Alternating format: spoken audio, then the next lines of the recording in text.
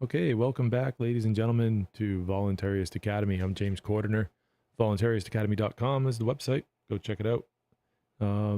And tonight we're going to be continuing with the Men Against the State series that we've been doing. We're going to start moving away from Josiah Warren, and we're going to start moving into the heralds of the transition to philosophical egoism. This will be part one of that transition. The heralds of egoism. We're not really going to be talking too much about egoism, but we're going to be talking about the Americans who kind of brought that on. We're starting to stream a little late due to some technical difficulties, but we're going to power through this. We're going to get it done. We don't give up here at Voluntarist Academy. We overcome, we adapt, we improvise, we figure things out. If you have found your, I just kind of, now that I'm talking about that, I would just like to kind of tell people a little bit about my mindset and how that changed. Some time back, I might have just had these technical difficulties happen and say, you know what, we'll do this again some other time, but not anymore. I had to change my mindset, and I did that by learning a new set of skills. I learned those in AUTONOMY, so go check that out. There's a link in the show notes right now where you can go check out AUTONOMY, getautonomy.info. Click the link in the show notes. It's an affiliate link, and if you end up enrolling, you'd be helping me out a lot, which is great. So anyways, maybe more about that later. So voluntaristacademy.com is my website that I'd like for you to check out. And you can find on that website, you can find PDF versions of books like this. Men Against the State, The Expositors of Individualist Anarchism in America from 1827 to 1908 by James J. Martin. And we've been going through this as a series for probably the last month. It's been really fun. We probably have another like 5 parts to this, maybe 4. And so tonight we're going to be going through chapter 5. And so let's get that going right now.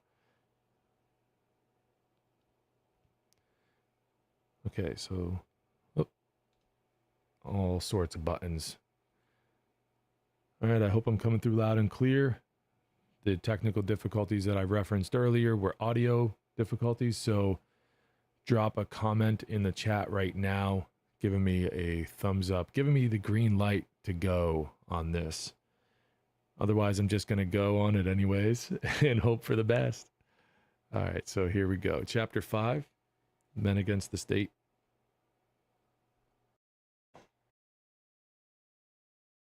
Technically take 2.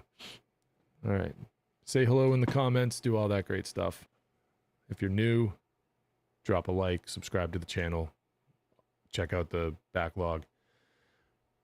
Chapter 5, Heralds of the Transition to Philosophical Egoism, Part 1. Warren's declining years found a revival of interest in his economic and social ideas. A new group of agents in the propaganda of native anarchism was now upon the scene.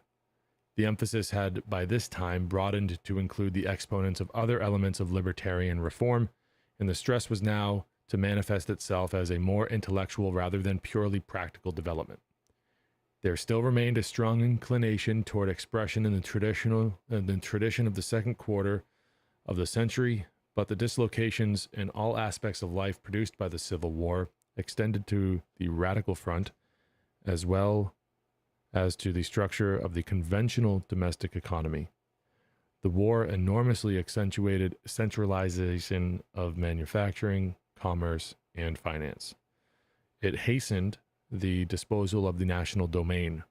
It increased the scope of governmental functions in a variety of ways, which opponents of the state sensed rather than felt. All these incidents contributed toward the creation of the social and economic circumstances which were to become the new battleground of American opposition to the state. The literature of anarchism now incorporated the efforts of not only Warrenite disciples such as Stephen Pearl Andrews and Ezra Heywood, but also more distant and independent associates, William B. Greene, J.K. Ingalls, and Lysander Spooner. whose anti-statist sentiments took divergent paths but retained the same spirit. The dozens of books and pamphlets published by this small group of men constitute one of the lost branches of American literature and form the basis for a unique incident in the social history of the 19th century United States. The consummation of the abolitionist movement released into other areas of reform a group of earnest men seeking another cause, unconvinced that the destruction of chattel slavery had brought about the millennium. The new group of anarchists had all participated in the fight against Negro servitude, in varying degrees, having been allied to the Garrisonian school. The purely negative doctrines of no government, which had permeated the non-political wing of the anti-slavery movement, undoubtedly influenced all these men. Nevertheless, pre-Civil War America had been the scene of tremendous economic unrest. The bloom of Fourierite socialism being but one of the forms in which it had expressed itself. Thus, the acquaintance with economic issues tempered the moralism of abolition in the case of the anti-state libertarians, who found little satisfaction in pure negation and avoidance of embarrassing material questions now brought into relief and sidestepped by the abolitionists as a whole. They had long been aware of the distress of the quote-unquote free Northern worker in the pre-war era, and now sought the cause of his misery in the economic structure of society. Going back to elementary principles of political economy, Warren's successors indicted the state in a more elaborate manner, tracing the origins of practically all derangement within the material community to politically created artificial advantages. Although not allied in any formal sense, the exponents of the quote-unquote free society remained in accord on basic principles which Warren had attempted to demonstrate with varying degrees of success and satisfaction to himself. Their concern centered around an economic order in which the producer would obtain the full total of his production, the development of a system of exchange geared to the cost of production in labor time, and utilization of land and raw materials on the strict basis of occupation and actual employment. Convinced of the justice of such objectives, the anarchists proposed to prove that such an order was possible from natural conditions, and that the machinery of government succeeded in merely upsetting that which found its own level without special interference or legislation. Having declared their position, their battle line was drawn up against the specific evils which they designated as the causes of dissatisfaction within the economic community. In their ideal community, which involved production for use and free competition so as to find the lowest possible production cost, the existence of anything approximating monopoly and special privilege of all kinds constituted their primary target, and their ultimate attack upon the state grew out of location of the privilege-granting power in the group in control of the machinery of the state. Thus, they designated as legislative favoritism the acts of granting exclusive rights to the ownership of land and raw materials, the legal sanction of a particular commodity as the only permissible tender, and the creation of more subtle forms of privilege concealed in tariffs, patents, and copyrights, with the erection of small bodies of special interests whose efforts in the future would thus be devoted toward preserving such prerequisites.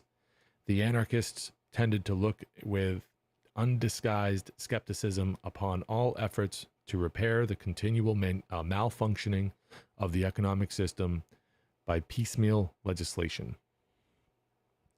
The resulting temporary expedients might prove highly gratifying to politicians and supporters of the business world masquerading as reformers, they observed, but as far removed from basic principles as before the changes were put into operation.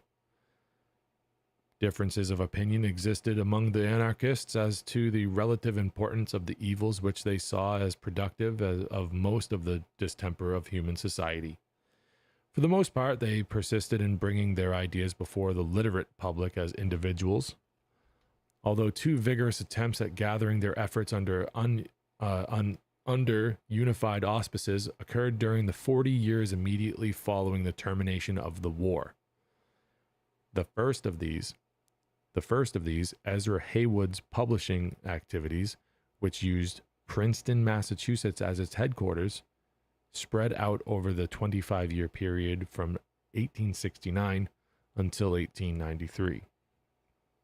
In many ways, it furnished the stimulus to Benjamin Tucker, whose better-known venture in the propagation of anarchism spanned over a quarter century, from 1881 to 1908. Both able writers in their own right, their productions cannot easily be separated from their functions as clearinghouses for those of their intellectual associates.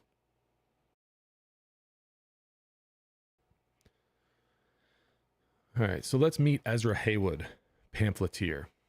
Let's get to know him a little bit. The return of Josiah Warren to Boston early in 1863 and his subsequent influence upon segments of the radicals of the city and its vicinity has been noted. It was in this same year that he was to meet the young Garrisonian abolitionist Ezra Heywood and turn the latter's efforts into the more obscure channel of radical economic thought. Heywood, a native of Westminster, Massachusetts, and the recipient of 2 academic degrees from Brown University, had become associated with William Lloyd Garrison in February of 1858, entering into the anti-slavery movement in Boston with considerable vigor. Having previously abandoned training for the ministry, he disassociated himself from the cause of Negro freedom with the outbreak of hostilities in 1861, being also a non-resident and an opponent of violence. The outbreak of bloodshed ended his support of the Northern cause, although he continued to deprecate slavery and inconsistently to rejoice in later years at its destruction by the means which he most deplored. A man without a cause, his meeting with Warren and the reading of the latter's True Civilization brought about his conversion to the search for the cause of the general phenomenon of poverty. Destined to exceed the master in degree of extremity in his proposals, and on 2 occasions in particular to draw from him severe expressions of criticism, Heywood never was to renounce his devotion and respect for Josiah Warren. 25 years after their first acquaintance, Heywood was to pronounce Warren, quote-unquote, the Thomas Paine of coming socialism, and to assert his work, quote, the most influential book issued since 1840 in the United States or Europe, end quote. And that's from Heywood's The Word, number 17, published in January 1889. Okay. Heywood was unwilling to remain with Warren or to take any part in the last attempts at colonization which were being contemplated at Cliftondale. The rising wind of unrest had begun to sweep through the industrial workers of the land, heavily industrialized Massachusetts being concerned no less than any other area. Into the confusion of ideas and suggestions for remedial action, Heywood was content to project the philosophy of Warren's decentralized free economy. Leaving Boston, he went to Worcester, where his influence among the radical intellectuals was soon evident. Meetings of like-minded thinkers resulted in the formation in August of 1867, the Worcester Labor Reform League, the first of a large number of groups of the unconventionally minded which Heywood was to front, and the forerunner of 2 larger and more important organizations of a similar purpose. The bright promise of unionization drew the support of this band for a time. William Silvis's National Labor Union, the first noteworthy post-Civil War labor organization, appeared to point the way during their first year. The Worcester Group, unofficially affiliated for a time, Heywood attending the second session as a delegate at the New York Congress of the NLU in New York on September 21st, 1868. Association with Warren's ideas had already weakened any faith he may have had as to the permanence of any gain effected through the combination of laborers. However, and there is no evidence that his sympathy with the cause of working men found any expression at this time. Before members of the Worcester Associates later the same year, he began to sketch the philosophy which he had been gradually assimilating. In an address later published under the title "The Labor Party," he expressed many of the convictions which were to be found in native anarchist literature for the next half century. Heywood still spoke the language of political action, although condemning governmental policies as responsible for much of the disjointed relations between capital and labor, heightening class consciousness, bitterness, and violence. The address is important more as a document in the literature of industrial protest than as a philosophical treatise. Thus he asserted, "No one will deny that labor is entitled to its earnings, and that it is the duty both of individuals and society to render unto all men and women according to their works. Let us also bear in mind that class rule, the centralizing of political or financial power in the hands of a few, to the injury of many, is wrong, and that law should cover with the shield of its protection the whole people, especially defenseless workers. It is the violation of these simple, self-evident truths which provokes the widespread, profound, and ominous agitation called the labor movement." Agitation for labor reform, he pointed out, was evidence of deep and widespread discontent growing out of quote-unquote violated rights and interests, and a situation in which the producing classes were being economically depressed. It was reasonable to assume, said Heywood, that a society in which those who created the wealth but failed to enjoy their proper share of it was wrong side up, and the labor reform movement was a move in the direction of setting it aright. He scoffed at supporters of the status quo who saw no evidence of the exercise of tyranny on the part of capital, and who brought up the matter of the free contract with reference to laborers.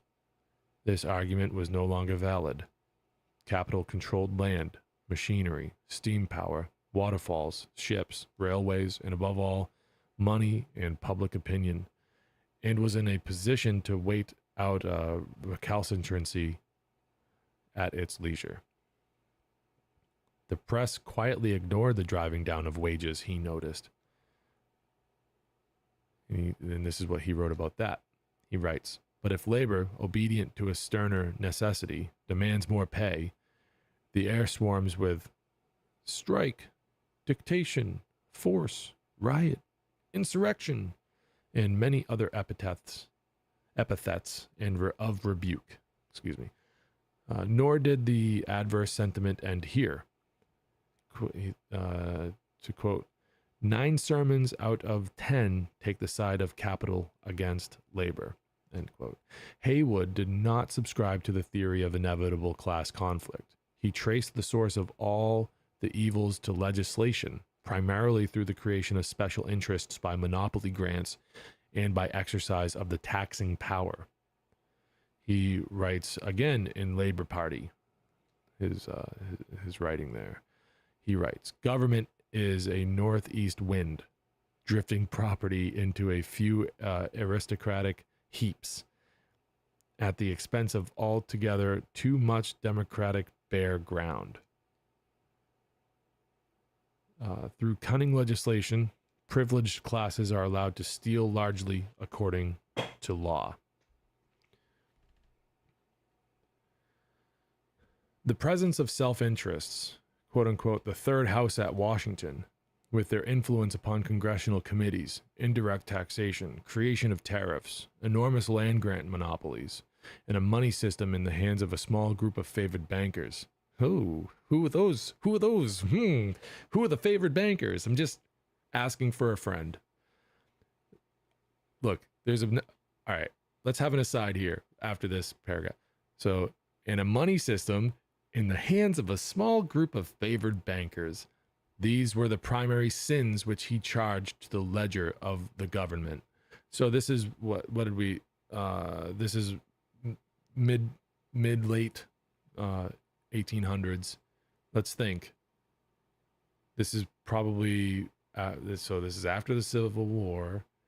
Another central bank is set up. Okay.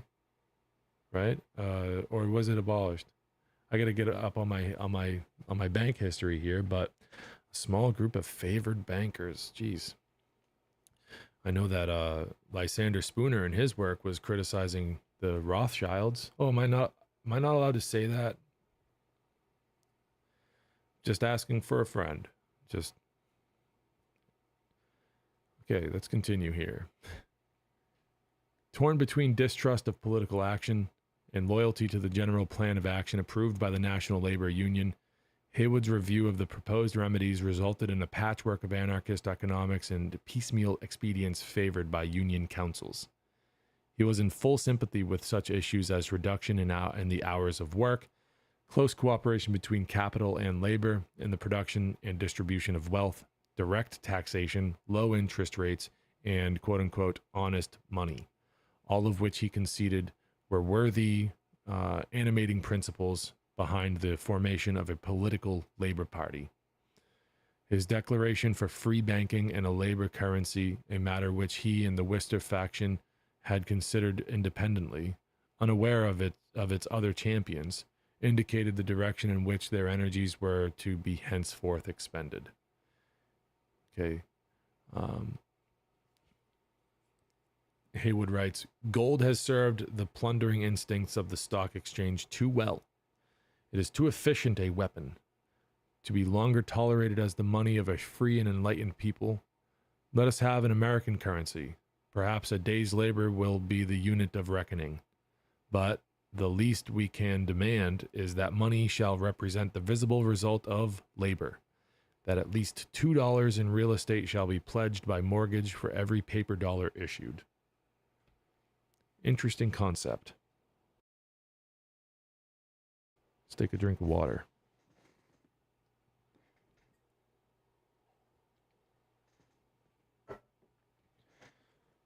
Misgivings as to the efficacy of political action soon assumed the proportions of complete rejection in the following year. A meeting in Boston in January of 1869 of a larger group of New England intellectuals allied to Heywood in sentiment resulted in the beginning of the New England Labor Reform League. This was a group of radicals which swung away from conventional activities on behalf of labor, prompted by the deterioration of the National Labor Union and the death of Silvis. Within a short time, the policies of the League became wholeheartedly anarchistic, resulting in its moving to the extreme left and remaining there for its 25 years of existence. One of the important factors resulting in this move was the incorporation within its ranks of the services of William B. Greene. Greene was a former clergyman and Union officer, for many years known for his radical writings on the subjects of government and finance, and a personal friend of the French anarchist Pierre-Joseph Proudhon. Spurred by the support of Greene, the native anarchist propaganda front swung into action in a determined fashion. If I'm not mistaken, William B. Greene is from a town called Haverhill, Massachusetts, and William Lloyd Garrison, that was mentioned earlier, is from my hometown, Newburyport, Massachusetts. In fact, there's a small inn called the Garrison Inn, and it's named after him. Garrison was probably the most influential abolitionist of the 19th century. He was very, very important for the alleged freeing of the slaves, at least in some people's eyes. Spurred by the support of Greene, the native anarchist propaganda front swung into action in a determined fashion. Heywood moved to Princeton and established what became known as the Cooperative Publishing Company, the center of anti-statist publications for over a decade. He issued with the collaboration of Greene, the Declaration of Sentiments of the NELRL. What is that? The New England Labor Reform League. This brief document was written in an intense style, embracing the declarations of Greene and Warren, as well as his own, on anarchist political economy. As an indictment of the existing order of American society, it has few equals in native radical literature of any shade. The partially utopian tenor of the principal objective of the League, quote, abolition of class laws and false customs, whereby legitimate enterprise is defrauded by speculative monopoly, and the reconstruction of government on the basis of justice and reciprocity, end quote. Okay, so for that, you have to see Article 2 in Heywood, edition Declaration of Sentiments and Constitution of the New England Labor Reform League, page 8. Shielded,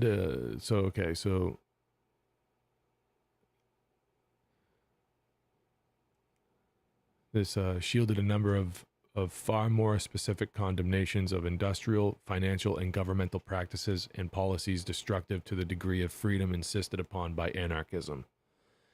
In an economic sense, little was ever said thereafter which succeeded in making a significant addition to this pronunciamento,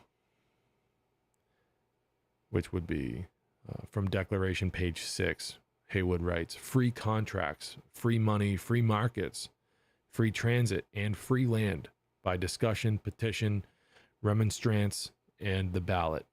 To establish these articles of faith as a common need and a common right, we avail ourselves to the advantages of associated effort.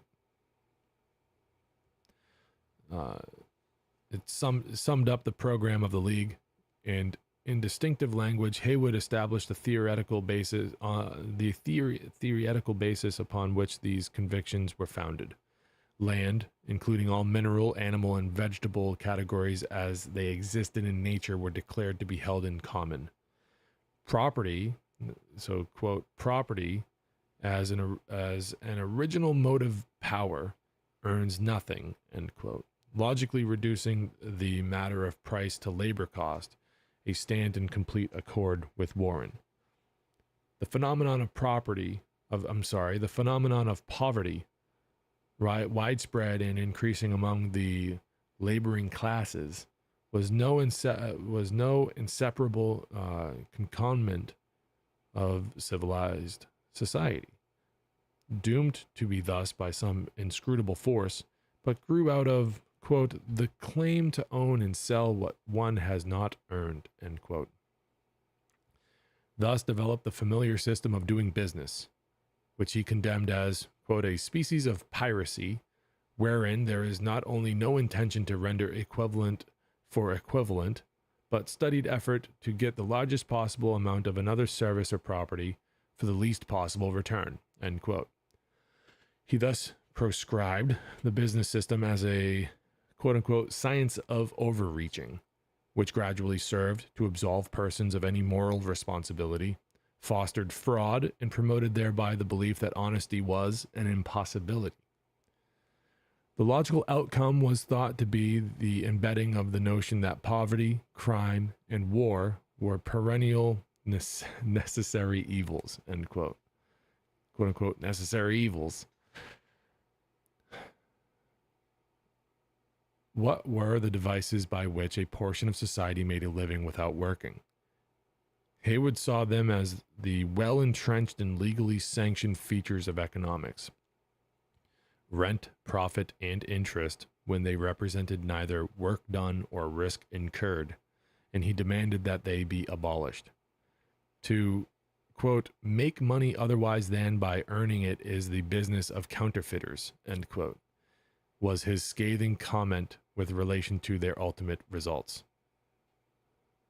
The Declaration did not explain how the League anarchists arrived at such conclusions.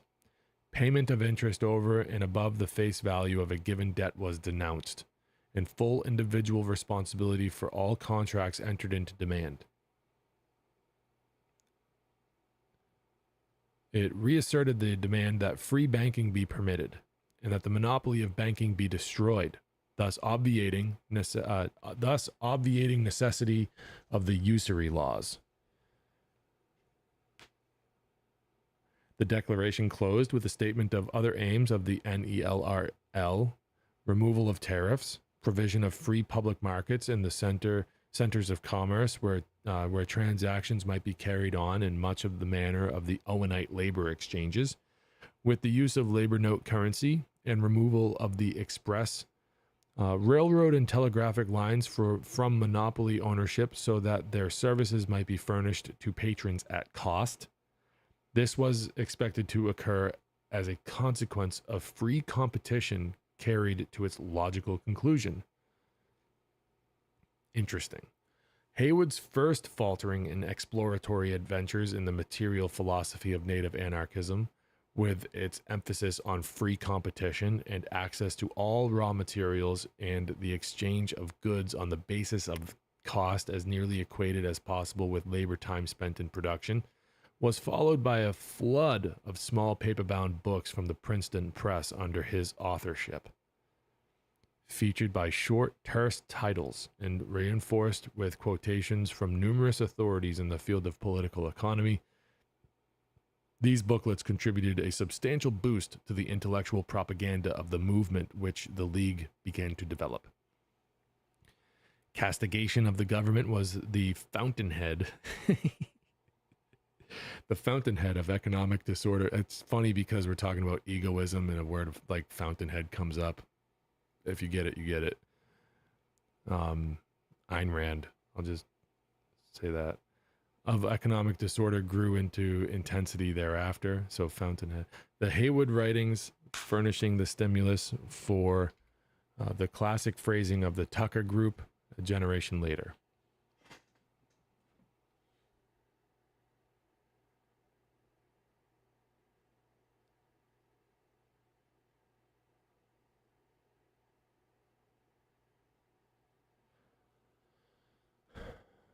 Sorry.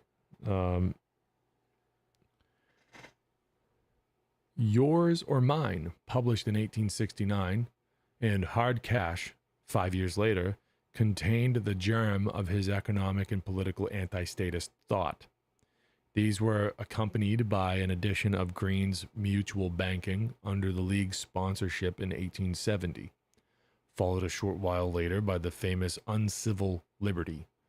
In this, Heywood stated his unorthodox views on the woman's rights question, a matter to which he later devoted the major part of his energies. Yours or Mine attempted to solve the problem of property ownership. It was an investigation on the basis upon which property was held and the reasons why it was inequitably distributed. The labor reform movement should seek quote-unquote fundamental equity, he said, and not become another quote-unquote assault on vested interests, a quote raid of the have-nothings upon the have-somethings, end quote. The origins of property became lost in the origins of society itself, the source of derivation being obscure from the point of view of the political economist. Heywood believed the occupancy and use were the real valid titles to ownership, despite the fact that society acquiesced in other claims to ownership in the belief that such deference performed some benefit to the general welfare.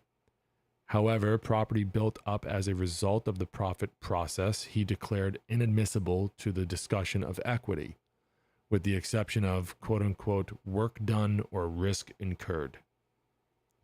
Profit-taking was an injustice which ranked second only to legalizing titles to absolute ownership of land or raw materials. The latter he denounced as, quote, the most gigantic fraud ever perpetrated by human avarice, end quote, and, quote, the first and most fruitful source of speculative accumulation, end quote. Though sanctioned by religion, literature, and public opinion, he believed the status of both was located in and enforced by government, but which made them nonetheless false. The resale of land he considered a kind of stealing when it involved profit as a result of rise of values.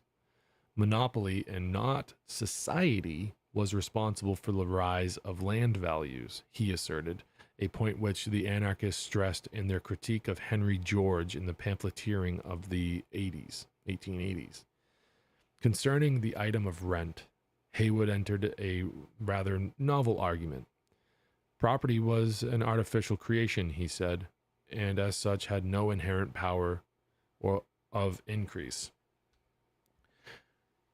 The owner of a house had no right to rent once the building had paid for itself, beyond the cost of the labor in transferring, insurance, and repair of natural deterioration.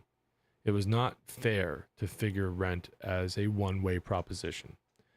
A house once paid for, when returned by the lessee after the period of occupation in original condition, not only was not subject to payment of rent, but was actually due a recompense. Heywood reasoned that if empty, natural decay would have occasioned the owner substantial repair costs with no revenue being received during the untenanted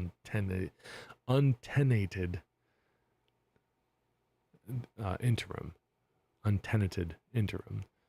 A renter who returned property in its original condition was worthy of as much consideration as was the owner. This standard was equally applicable to all goods when loaned, he insisted, as all wealth was perishable to a greater or lesser degree.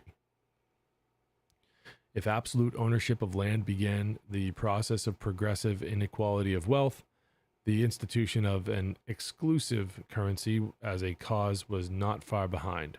Interest, like rent, was to Heywood nothing else than another tax on labor. It was made possible only by the ability of a few to control money. He said, "Since money is the common measure of products, the exchanges must be made in the accepted currency. It is apparent that if speculation controlled this medium, dictating its nature, amount, and value, they are masters of both labor and trade, and can tax us on the chance to do business, and also for the privilege of living." Heywood called legal tender class currency, since it did not represent all the property in the nation as he felt it should, but only the property of those who issued it. It was useless to oppose high rates of interest, Heywood said, while defending low rates. All payment beyond labor and risk was no better than extortion. It was no more consistent to support some interest taking than it was to hold that slavery was wrong in 10 states but right and constitutional in 2 or 3. Can I just repeat that? I think I will. It was no more consistent to support some interest taking than it was to hold that slavery was wrong in 10 states but right and constitutional in 2 or 3. Sinking in yet? Heywood says, interest must be adjudged. Interest must be a judged crime in the court of conscience, he pronounced, and the right to meddle with it carries with it the right to abolish it altogether. Since all equitable exchange is simply exchange of services, interest, being the monopoly price of money, should be an outlaw in economical science. End quote. Heywood applied the same reasoning to the national debt. It was his contention that interest payments on the debt constituted an installment upon the principal, and that the debt was no longer valid once its face had been paid in interest. Carrying over such taxation as was represented by a national debt and imposing it upon succeeding generations was actually the maintenance of a system of involuntary servitude.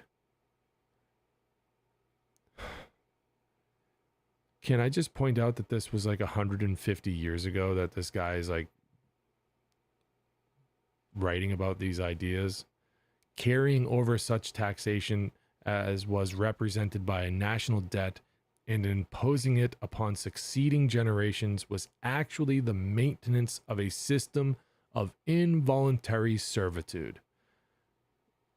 Is there a synonym for involuntary servitude? I would argue that slavery is a synonym for involuntary servitude. By the time Heywood published Hard Cash, his acquaintance with radical literature included the violently anti-government pamphlets of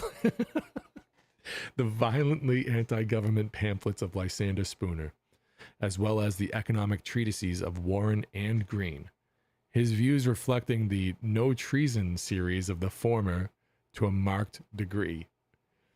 In many ways, it was the most extreme of all native anarchist writings to come from the Princeton Press. And you can find it on Voluntarist Academy in full. I read the entirety of the No Treason series. In that is where Lysander Spooner criticizes and he names the Rothschilds and their banking practices in the United States at the time. And that's just the tip of the spear of what Spooner goes over in that. Go check it out. Okay, let's continue with this though right now. Heywood's incursion into the field of relative values was made primarily as an assault upon the limited commodity basis of money and as a plea for the free currency of the mutual bank. Anything that had exchangeable value was money, and property had exchangeable value. Hence, all property was money, and governmental decrees were of no import in the face of this actuality. Gold and silver owed their use as a money to their value as property, and not to any supposed value. However, if two men chose to pay their debts in other quote-unquote values, the actual bills used mattered little as long as they represented tangibles, regardless of the standard which was used to express them. So he goes on to say, Heywood says, capitalists object to trade unions of working people, he observed laconically. But there is a trades union of moneylenders and infinitely greater, more oppressive and fraudulent power than any combination ever devised among working people, end quote. He was under no misconceptions as to the influence of such ideas as his and those of the Labor Reform League among financiers, in spite of the vigor of the convictions expressed. He goes on, despotism holds almost undisputed sway in finance, scoffing at dissent and plurality. Puerile. That's a puerility.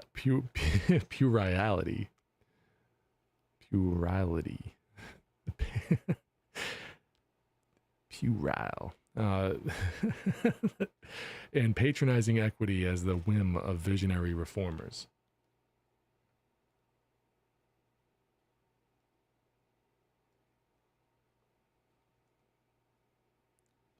Heywood was sure that a national currency system was not the answer to the needs of commerce. The state as the sole issuer of money was a prospect that he did not entertain with any enthusiasm, since he no longer considered the government as an abstraction, but as a group of very real men whom he saw silently acquiring control of this new and powerful financial arm. Puerile. Puerile. It's fun to say in a southern accent, I guess. It was for this reason that he reproached the remnants of the National Labor Union for its espousal of the national currency plan of Edward Kellogg. The National Labor Union for its espousal of the national currency plan of Edward Kellogg. Other aspects of the activities of unionization, including the 8-hour law campaign, he looked upon as, quote, well-meant protests against existing abuses and serviceable in their way. But he remained devoted to the idea of an industrial age of freedom under a system of, quote unquote, free land and free money. The influence of Ezra Heywood's writings is hard to determine accurately. despite the fact that some of his pamphlets sold from 80 to 100,000 copies. It is apparent from his style and vocabulary that his efforts were directed to a level of intelligence and comprehension far above average. His importance as a catalyst in radical circles in the 70s, however, 1870s, that's the 1870s. In the 1870s, however, cannot be wholly ignored. It was his tireless work as a corresponding secretary that kept the New England Labor Reform League in existence. The League held biannual meetings, generally in Boston, but once in a while in such Massachusetts cities as New Bedford and Framingham. For 24 years after the original gathering in January of 1869. So for a quarter of a century. Wow, cool.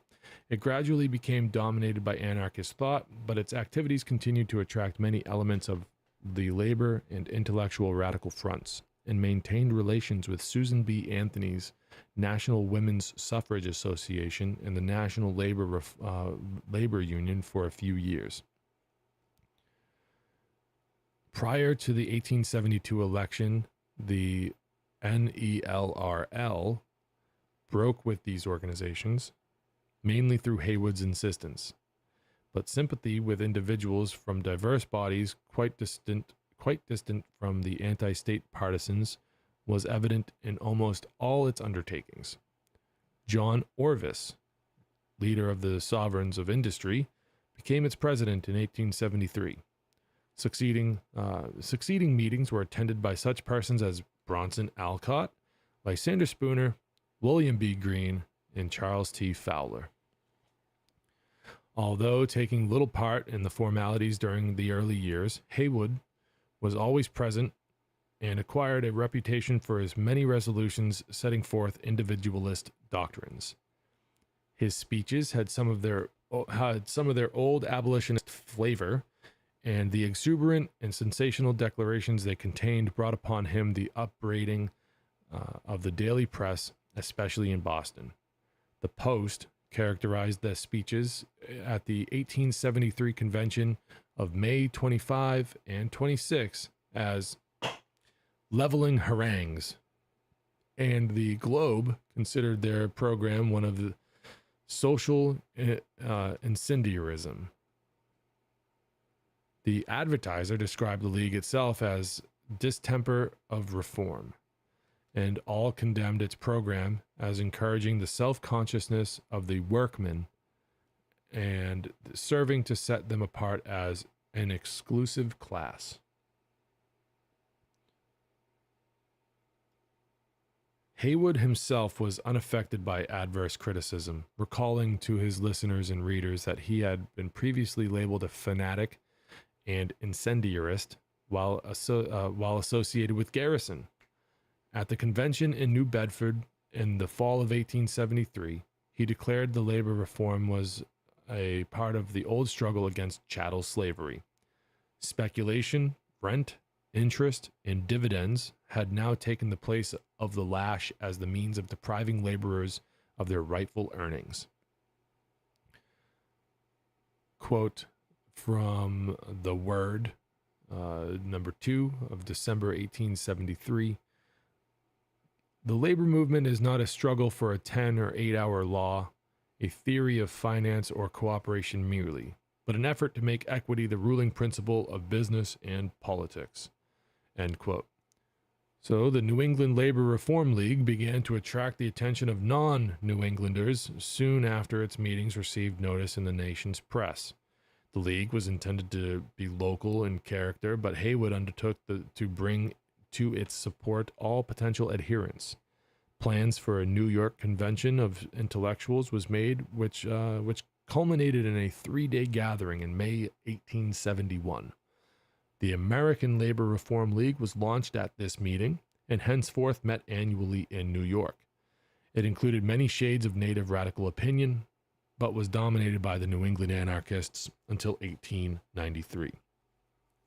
The American Labor Reform League was an eclectic gathering of non-political radicals, in many ways reflecting the confusion and indecision of similar independent groups in the face of a trend toward more centralization in all aspects of American life.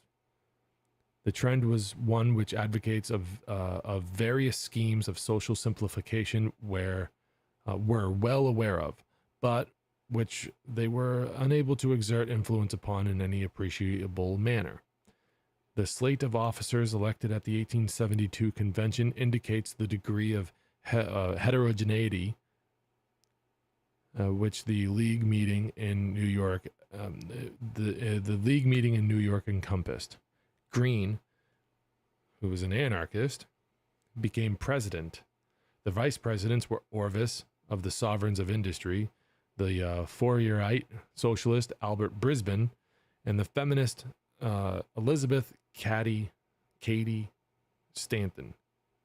Cady, Katie Caddy, who cares?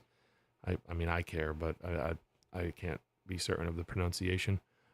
Heywood remained as the omnipresent corresponding secretary, while Stephen Pearl Andrews, Victoria Woodhull, and the Old Land Reformers J.K. Ingalls, Louis Masquier, and Henry Beanie all held honorary posts. Blah, blah, blah. During the next few years, a variety of other reform representatives became affiliated with the American Labor Reform League in one capacity or another. These included the Owenite socialist John Francis Bray, the labor leader A.W. St. John, and another representative of the Evans School of Land Reformers and former associate of Josiah Warren, William Rowe. The cross-current of opinion stirred up in the meetings of the New England Labor Reform League, and wide correspondence in response to his libertarian pamphlets brought Heywood into action on a third and eventually much more widely known aspect of anarchist propaganda. This was an editor of a periodical devoted to spreading the ideas of the men with whom he became associated as a result of his other interests. In May of 1872, Heywood issued the first number of The Word, a 4-page monthly sheet bearing the subtitle, A Monthly Journal of Reform. It was intended to be an organ in which views of the members of the two reform leagues could be expressed, regardless of whether or not they adhered to Heywood's economic or social philosophy. He listed as contributors William B. Greene, Elizabeth Cady Stanton, Josiah Warren, John Orvis, Victoria Woodhull, Albert Brisbane, John Humphrey Noyce, Stephen Pearl Andrews, William Denton, Frederick William Evans, Wendell Phillips, and Henry Ward Beecher. The policy of the paper was summed up in this prospectus.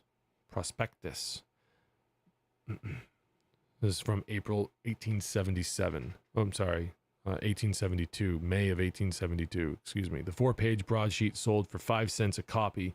An annual subscription cost 50 cents. What? All right, so here's what it said. The policy paper was summed up in this prospectus. The Word favors the abolition of speculative income, of women's slavery, and war government. Regards all claims to property not founded on a labor title as morally void, and asserts the free use of land to be the inalienable privilege of every human being, on having the right to own or sell only his service impressed upon it.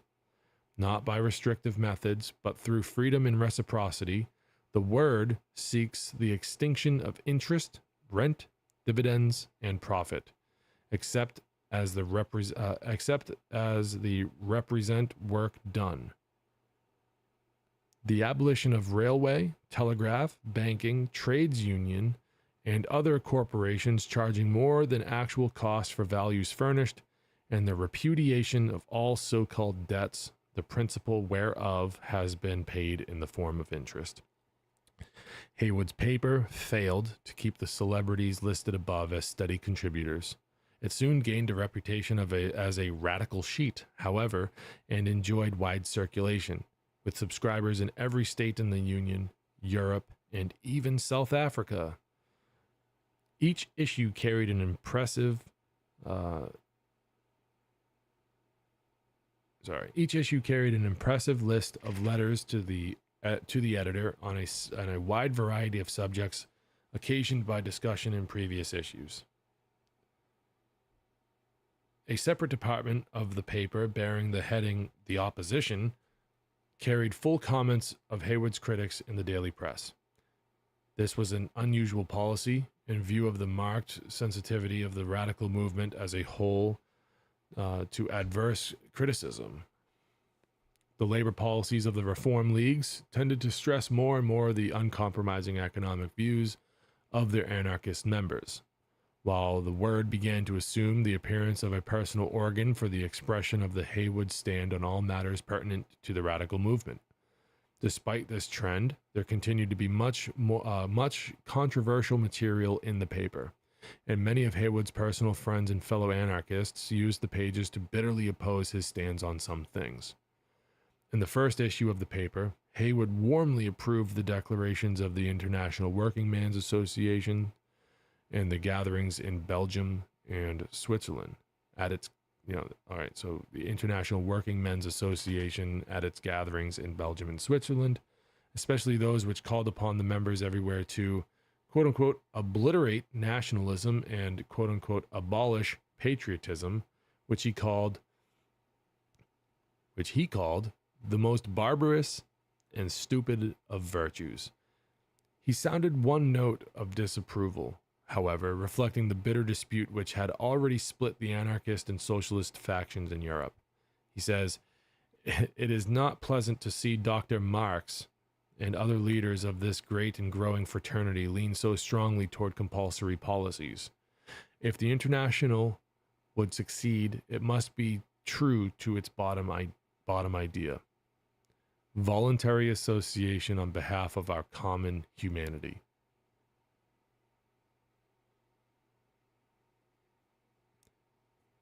Okay? So he's criticizing Karl Marx. Noticing it.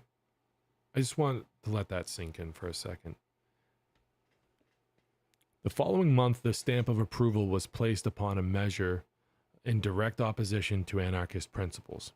This was the proposal of John H. Keyser for the graduated income and estate tax ranging from 0.5% on incomes of $5,000 to 50% on everything above $5 million. He followed this with an attack upon philanthropy, in which he questioned the basis of all large fortunes in the apparent magnanimity.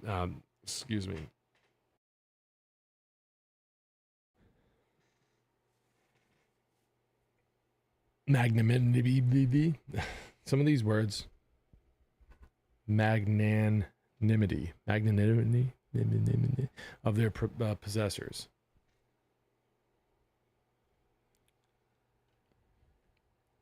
After a while, your tongue just gets tied up.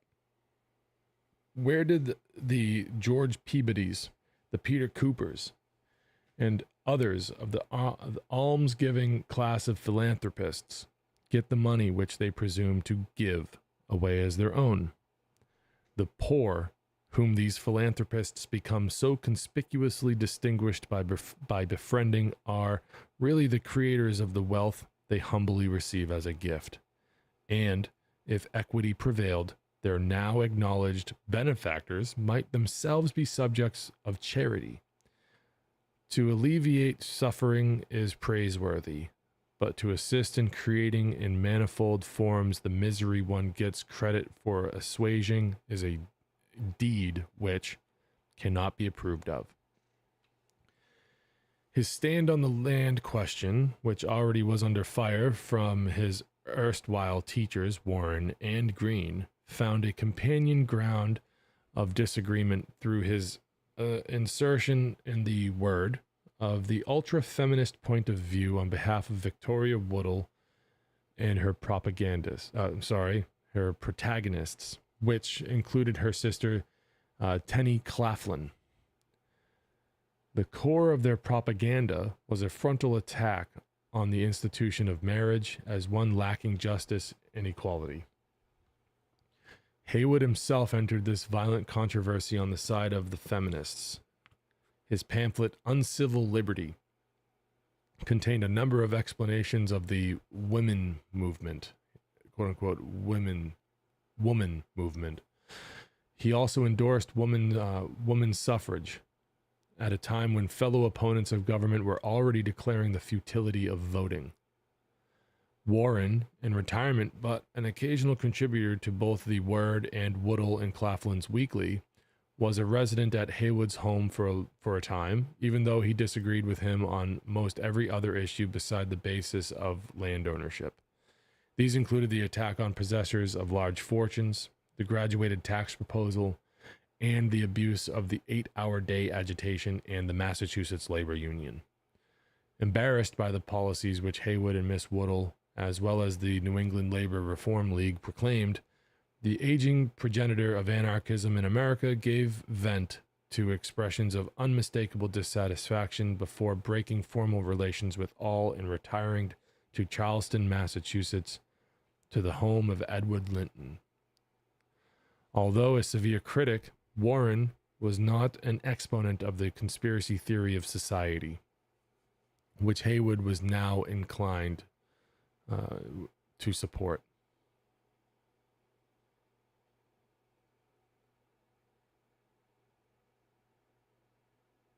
He upbraided Heywood for what he styled, quote unquote, hasty and injudicious language and impatience with the hasty and injudicious language and impatience with those who did not understand the principles of equity and put them into complete practice at once.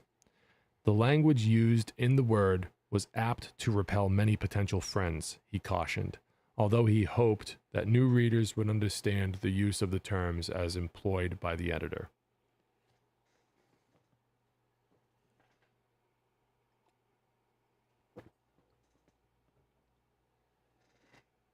In like manner, he opposed the uncompromising war upon state marriages. Not only were there many persons who preferred being married thus, but there existed the potential misinterpretation by the popular press, a matter which was of great concern to Warren by this time. Referring to the land question, Warren doubted the need for the assault upon legal land titles.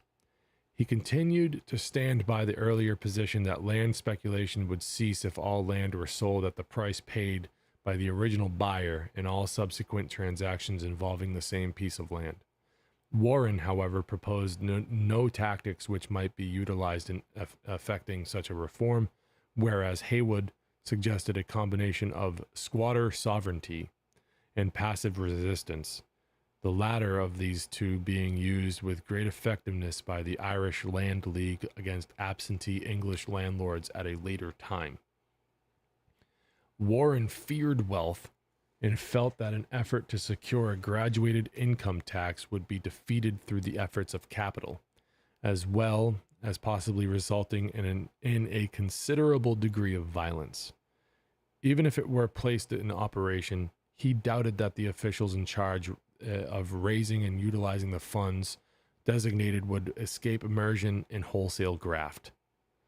At the same time, he warned against stressing class distinctions in reference to possessors of wealth, or, quote, the successful in the general scramble, end quote, as he chose to designate the rich. He felt that ignorance was more responsible for misery than was purposeful design on the part of a scheming minority. He saw all becoming oppressors in turn. In the absence of a system of equitable compensation, a man might be living on the profits made from his particular business, and at the same time be receiving as little as a tenth of what actually belonged to him in equity. Hence, to denounce all profit takers as thieves and robbers, as was occasionally the case at the Labor Reform League meetings, was erroneous and unfair. Okay. Censure by both Warren and Greene had little effect upon the course of Heywood's conduct of the Word, or his participation in the reform leagues. His admiration for their writings was equaled only by his indifference to the criticisms as he continued an energetic campaign of writing and speaking on an independent basis. Having expressed himself in a number of ways which even his preceptors considered extreme, he was to continue expounding the economic and social principles he had obtained from them, enlarging the scope of his attentions month by month to include or reject such fragments of the radical movement as he chose with which to align himself. In July 1874, he formally broke with Woodhull and Claflin's Weekly as a result of attacks on the Word and the New England Labor Reform League stand on interest, banking, individual sovereignty, and majority rule. In succeeding years, he severely criticized Orvis, Brisbane, and the whole structure of Fourier socialism. He singled out for particular disparagement the National Labor Union, Edward Kellogg, and the Greenback movement, which he conceived as serving at best to clear the way for a system of free banking. He was convinced now that the major task of labor reform was the abolition of property in land, and not the creation of a free money structure, thus taking sides in a controversy over which radicals haggled for the next 3 decades. Heywood was characteristically impatient with and abusive of the restraint of liberal reform. His treatment of Washington Gladden's working people and their employers is an excellent illustration. Although believing that it might be read with profit, he thought press reviews had been far more complimentary than the book deserved, and that Gladden had presented no adequate solution of the difficulty at hand. He was incensed because he believed Gladden had misrepresented the radicals and had intimated that no portion of the radical reform group felt friendly to a peaceful settlement of the labor question. In addition, he considered Gladden's favorable quotation of Herbert Spencer, who misunderstood the stand of Proudhon with respect to present holders of wealth, indicated to the average reader that the anarchists advocated forcible dispossession, a matter concerning which the anarchists felt particularly sensitive. The outbreak of the railroad strikes in the summer of 1877 brought the immediate response from Heywood. He followed a series of editorials with a booklet called The Great Strike, which furnished an opportunity for a summary of anarchist economics as interpreted by the labor reform group, as well as for a statement from the anti-government wing on the separate items of striking, violence, and the attitude toward the state and capital in times of industrial disputes. Heywood was convinced that the execution of the Molly Maguires just a month before the first of the strikes occurred was of utmost significance. He insisted that their arrest, trial, and conviction had been based on evidence which no court in the land would have taken against any man of wealth or social prominence. He believed that the whole case had been worked up against the Mollies by the Pinkerton Detective Agency at the express order of the railroad interests with a deliberate intention of removing them permanently. He says, these 11 manual laborers were put out of life with a ferocity which shocked the civilized world. End quote. The ensuing strike was partially in the nature of a reaction to this initial act of violence. This oversimplification of the cause of a complex nationwide affair served to highlight Heywood's hate of the railroad companies and their collaboration with the government. Heywood recognized the Pittsburgh strikers as, quote, morally lawful belligerents, end quote, engaging in what he called defensive warfare.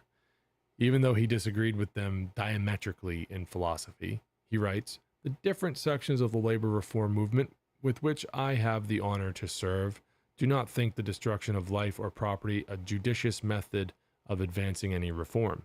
We reject the philosophy of strikes, oppose trades unions' monopolies of labor, and discard every other style of associative or legislative intrusion to settle this question.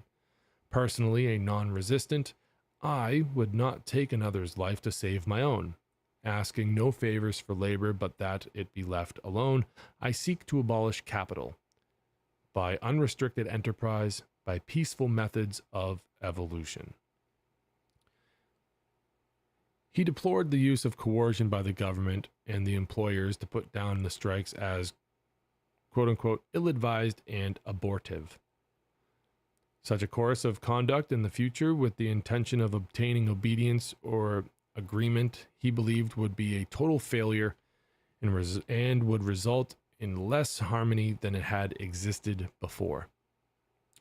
This eruption was but the beginning of a long contest, which no amount of violence would abate. The only conditions which would produce tranquility once more would be the total abolition of property in land and raw materials, and the removal of all restrictions on exchange. The quote-unquote free land and free money program. On November 3rd, 1877, Heywood was arrested while speaking in Boston by Anthony Comstock and charged with the violation of postal statutes relative to the circulation of obscene material through the mails. This was the first of 3 prosecutions of Heywood by the federal government on such charges, on 2 of which he was convicted and served terms in prison. The subtle degrees by which the word had been transformed from a labor reform to a love reform paper cannot be detailed, even though there had been a growing body of members of Heywood's subscribers to whom the matter of female independence before the law was of paramount importance. Once he took up the fight for extension of women's rights with the primary intention of removing women from economic subjection, he found himself drawn more and more into the display of material of somewhat intimate nature which clashed violently with the morality attitudes reflected in the Comstock laws. What was he publishing? Nudies? Is he drawing women, drawing women like some of his little French girls? You know what I'm saying? The unusual approach of several of his women correspondents, including his own wife, the former Angela Tilton, a radical in her own right, soon brought the paper unusual notoriety. His arrest was merely a matter of time in the minds of even of his friends. Heywood was sentenced to 2 years at hard labor on June 25th, 1878, an event which stirred up many elements of liberal and radical thought throughout the East. A mass meeting of 6,000 people, timed to coincide with the anniversary of the emancipation of the West Indies slaves, culminated with a demonstration in Faneuil Hall in Boston on August 1st, demanding Heywood's release and the repeal of the Comstock laws. Presided over by the old abolitionist Elizur Wright, the speakers included J.H.W. Toohey, president of the National Defense Society, the principal opponent of the Comstock-dominated Society for the Suppression of Vice. Other prominent participants were Laura Kendrick, J.M.L. Babcock, Moses Hull, and Thaddeus B. Wakeman. The latter, the author of a petition for the appeal of the Comstock laws, which obtained 70,000 signatures. Heywood was released from prison the following December 19th and pardoned by President Hayes the next day. Political influence supplementing the storm of protest emanating from free thought and liberal circles. Arrested a second time in the fall of 1882, Heywood was acquitted in Boston before a federal court on April 12th of 1883. In a trial where Heywood appeared in his own defense, delivering a speech which lasted 4.5 hours. Finally declared not guilty by the jury, the verdict was received with obvious pleasure by a considerable gathering of sympathetic onlookers. Conviction for such publishing activities as these confirmed Heywood in his decision to continue printing the literature of the free love element. And in 1879, he changed the policy of the Word to conform with his advanced views on the marital and sexual question. Anti-statist views also continued to find extended expression, but, like Stephen Pearl Andrews, he became engrossed with the possibilities of a union of all the various fragments of the intellectual radical movement. With the aid of Andrews, he attempted to bring these together in a Union Reform League with headquarters in Princeton, but at the end of 3 years, the major part of the interest in such a project had waned. The 1880s, saw the initiative in the spreading of anarchism pass into the hands of Benjamin Tucker and his associates, who for a time confined their attentions to predominantly economic questions. Blah, blah, blah, blah. Oh yeah, Heywood is one hardcore dude from these times. I'll just say, before the end here, I don't necessarily agree with everything that Heywood is talking about. But we got to keep in mind that during this period, there was a major sociological shift in America with the freeing of the slaves, the alleged end of chattel slavery, the end of the Civil War, the Reconstruction efforts of the South, the industrial, the Industrial Revolution happening, and people were genuinely worried that they were worried that maybe everyone was just going to be made a slave in these factories. So the attitudes and the motivations behind people like Heywood, for instance, perhaps at the time, were absolutely necessary to keep these monopolies and these philanthropists in line. These magnates, people like maybe Carnegie and his predecessors, Rockefeller and such. These names come to mind. I can't remember exactly who might have been in charge of some of these steel companies back in the 1800s, but I'm pretty sure Carnegie was around toward the end of the 19th century. I know Carnegie was around toward the end of the 19th century. I know that for a fact. So yeah, perhaps a lot of this was absolutely necessary. Although I really liked his criticism of Marx and how he was like, hey, you guys are going in the really coercive direction here. This is weird. Don't do this. Anyways, let's continue with this, and then we'll get to the end of this chapter. All right, so for a brief period in 1889, Heywood re-entered the arena, stimulated by the widespread campaign for local option on the part of temperance groups in Massachusetts, following the passage of a local option law in Ohio in 1888.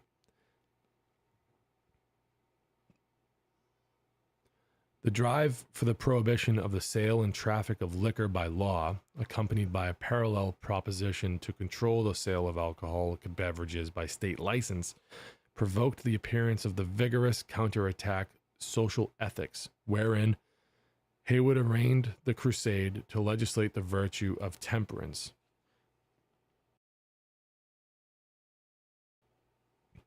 He protested that whether an individual partook of alcohol or abstained was strictly an affair of his own.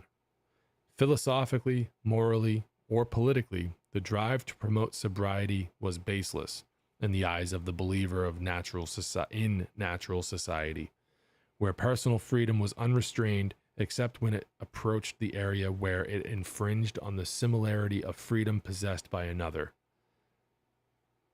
That's pretty cool. See, I'll let the audience in on something that I don't usually talk about here. I've been sober for 4 years. I practice sobriety every day. I don't really try to push it on other people. I think it's I think maybe it's an important exercise to do every now and then. I myself, I've been doing it for 4 years, 4.5 years, and I feel great. I like what this is saying about sobriety and leaving it up to the individual and not.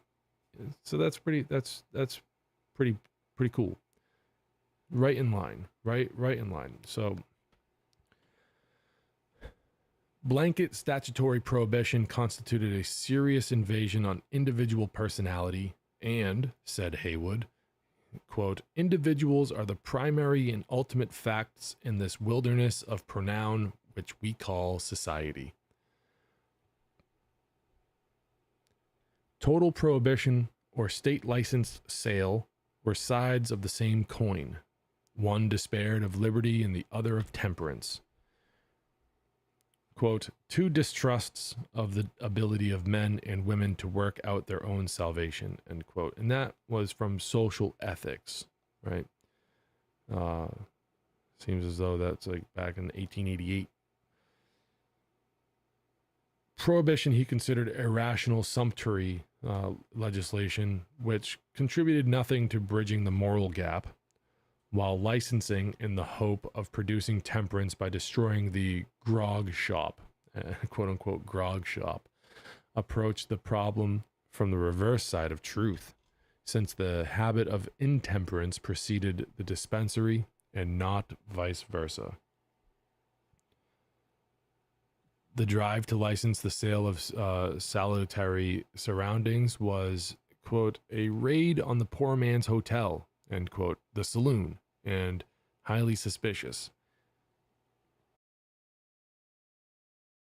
Heywood writes, the hypocritical manifesto of the politico-ecclesiastical rogues trying to sail between rum and water into office. If it is right to sell rum at all, it is the right of poor men and women to sell it. License is wrong because civil power ought not to sanction evil manifest in ill use of liquor, because it accepts intemperance as a fixed, permanent fact instead of working to abolish it, because it enacts monopoly and enshrines vicious practices in attractive, respectable, insidious environment. When Heywood was convicted for postal law violations in 1878, he had suspected that others than his publishing business had precipitated his difficulties, especially his attitudes toward labor and government. When he was again arrested on similar charges in May of 1890, he was convinced that it was a political matter. The new Harrison administration had replaced the Democratic postmaster in Princeton with an enemy of Heywood's called Josiah D. Gregory, who the former referred to as a high-toned, prohibitory, anti-saloon Republican, a man unsympathetic with any radical sentiment. At his direction, deliveries of the word had been interrupted. So much for the First Amendment, huh? Even back then. Heywood was sentenced again in 2 years for 2 years in Charleston, serving the full term. Several petitions to Harrison for pardon were ignored, largely because of malice on the part of his own relatives, Heywood charged. One of these petitions, signed by 1,400 prominent persons in the United States, England, and Scotland, included Elizabeth B. Chase, Elizabeth Cady Stanton, Annie Besant, Andrew Jackson Davis, Theodore Dwight Weld, the pioneer abolitionist, and several other well-known persons, indicated the interest the case aroused. Efforts to have his paper printed in his absence failed, and for the first time in 18 years, the first sustained voice of anarchist doctrine in America was silenced. Resumed in 1892 upon the editor's return, it permanently lapsed when he died May 22nd, 1893, little over a year after returning. Ezra Heywood was best remembered for his efforts in the propagation of native anti-government thought and literature during a period of transition when radicalism was receding almost to the vanishing point before a wave of post-war sentiment for continued conformity. Although not particularly important as an original thinker, his services as a publisher in reprinting the works of Warren and Green served to keep their ideas current, resulting in the widespread interests in the economics of the free society on the part of a later generation. His own erratic writings were not without influence. Some of his fluidity, acrid phrasing, and talent for articulation was to be found in the work of Tucker at a later time. The revival of the mutual money theories of Green is particularly noteworthy from the standpoint of anarchist economic thought. In this respect, Heywood's work being an important rediscovery.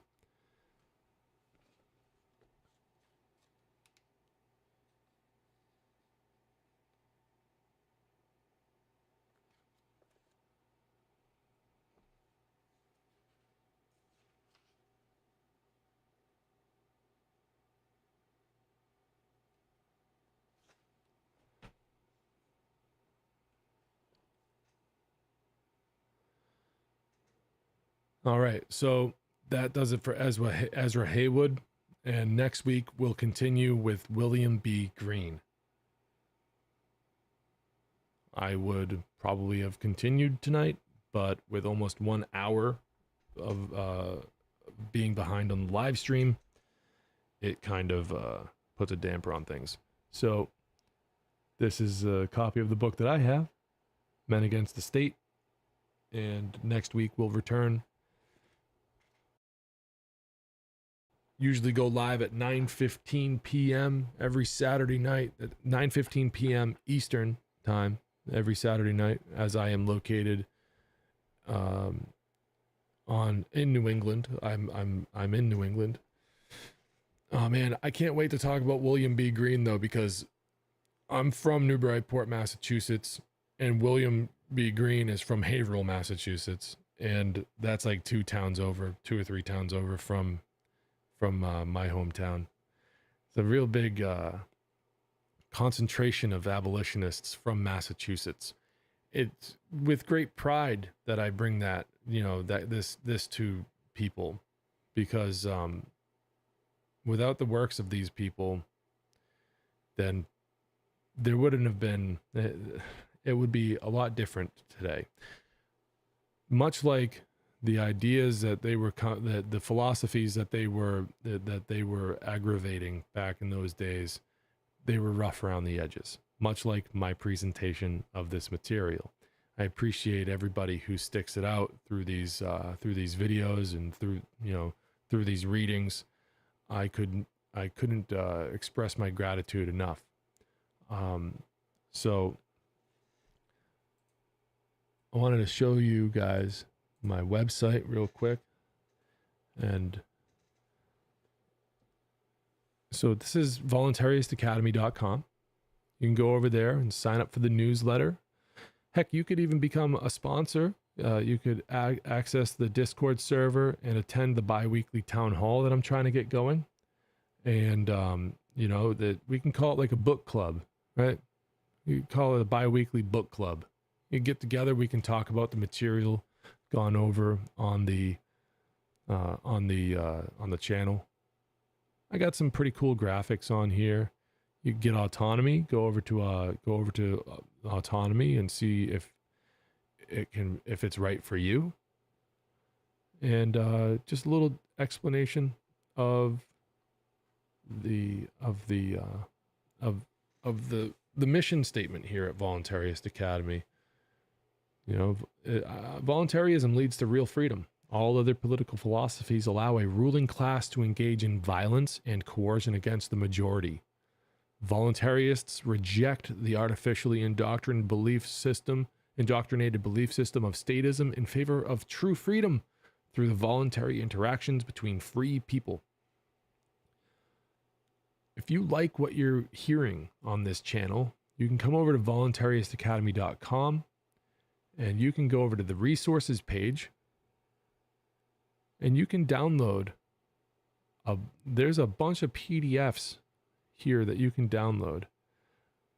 One of these days I'm going to get to doing The End of All Evil by Jeremy Locke. That's going to be a fun time. After the Men Against the State series is over, I plan on going and doing a recording of Frederick Bastiat's The Law. But in the meantime, you can come over to the resources page over here at voluntaristacademy.com and download all the PDFs. You're going to want to download your own copy of the PDF that I'm reading from, Men Against the State. The cover looks a little different than my physical copy, but if you're interested in all the footnotes that I skip over, this is an excellent PDF for you to download from my page. There's a link to it in the show notes. If you really, really like what you heard, you can come over to the support page and perhaps make a contribution to help this operation keep growing and going for more time to come in the future. If you'd like to reach out to me, you can come over to the contacts page and write me a brief comment or message. And I'd be really, really happy to hear from you. Sign up for the newsletter. Pretty soon I'm going to be making more newsletters in which you can find cool memes, different news stories for throughout the week, and different news stories from throughout the week, different podcasts that I personally listen to and enjoy when I'm not concentrating on making my own content. I like to enjoy others' content that inspires me, and I like to share that inspiration with people, and different like sort of authors and offers and everything. And here we go. Here's a bright page. We've been looking at dark pages, so you can even come over to there's a link in the show notes where you can come over if you'd like it to buy a t-shirt with the logo. If you like the logo on it, there's a bunch of t-shirts that have the logo on it. These ones down here are just the logo on the front, but up here, and I was meaning to wear this one tonight because I just got it in the mail after waiting for a little bit.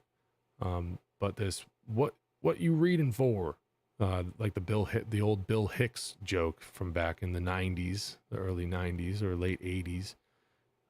I've always enjoyed Bill Hicks comedy, and so I put it on a shirt, and yeah, like it's like the Waffle House logo. I made each and every single one of these because you're not supposed to, you can't get the Waffle House font anywhere. So each and every one of these letters was made by me in Photoshop and then put together in the graphic and then placed on a t-shirt. It looks pretty good. It's really comfortable. 100% cotton. Pretty sure it's this one might not be, but the black and white ones are 100% cotton. And you can get your own, if you like t-shirts, you can get your own. You got sweatshirts too. So that's pretty cool.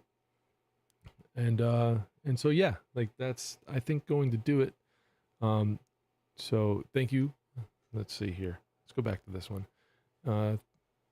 Thank you everybody for being here, and thank you for, hey, I see you in the chat there, Timothy Rabin. This is the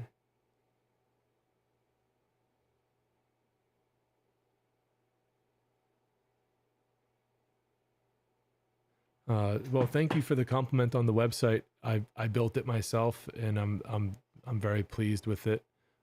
Some of the cool features on it are due to the theme that I was able to select and purchase. But yeah, I'm very pleased with it. So yeah, share it around and everything. Tune in next week, and I'll see you guys there. Raybon, cool. Timothy Raybon, I'm glad to see you in the chat, and I hope to see you there again. So in the meantime, though, just remember, Something I've been I kind of like reminding everybody about, you know, this whole libertarian idea of taxation is theft. Cool. I disagree. Taxation is slavery. And you own yourself. Period. That's it. You own yourself. Let's start acting like it. I love you guys, and I'll catch you next time.